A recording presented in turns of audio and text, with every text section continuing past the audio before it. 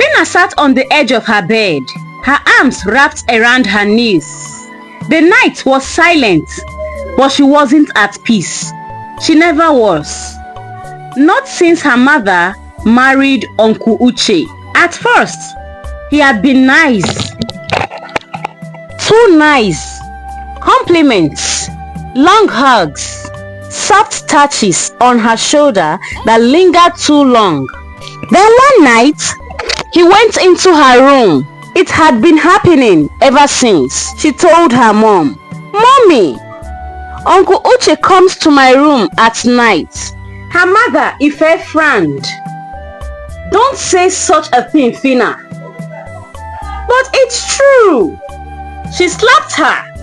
"Don't you ever lie against my husband." That was the first time her mother refused to see. Fina stopped talking after that. But silence didn't stop the nightmare.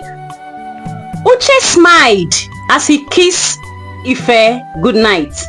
"Your daughter is stubborn," he murmured. Ife sighed. "I don't know what is wrong with her these days.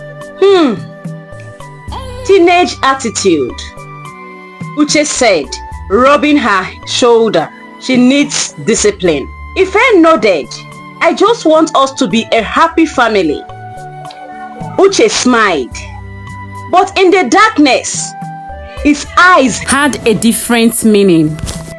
Fina sat alone in her school's empty classroom, staring at the scratches on her desk.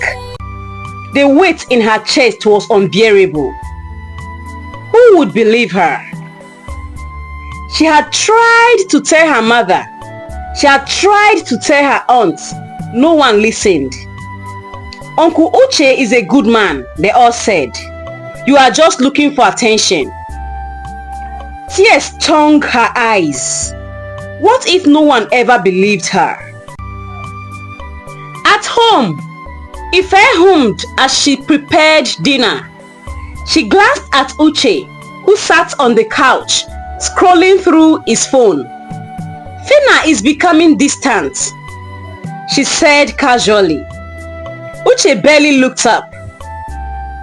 "She's just going through a phase. You know how teenagers are." "I think you are right. She might be overthinking things." Later at night, Fina lay awake, gripping her bed sheets. She heard footsteps. "No, not again," she said. The door creaked open.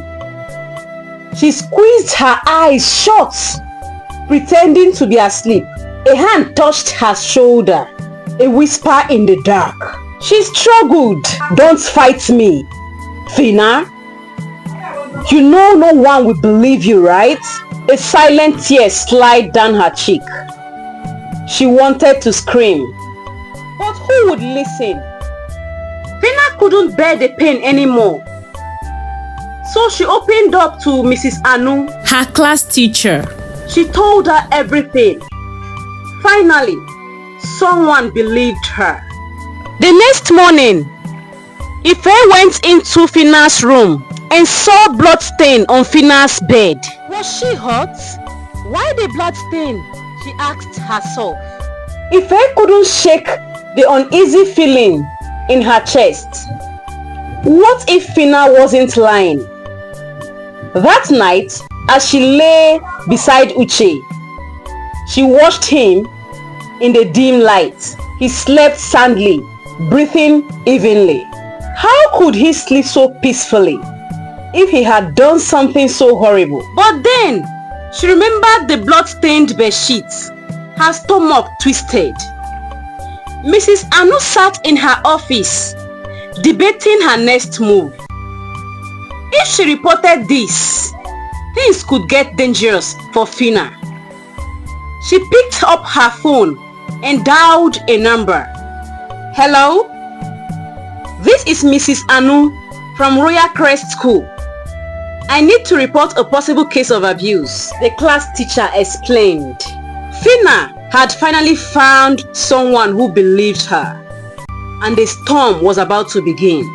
Later at night, Ife stayed awake, pretending to be asleep. Then, around midnight, she heard footsteps. Slowly and carefully heading towards Fina's room. Her blood ran cold. Silently, she slipped out of the bed and followed.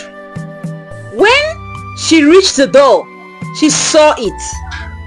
Uche standing inside Fina's room, touching her shoulder.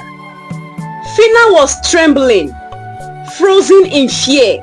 Ife's breath caught in her throat.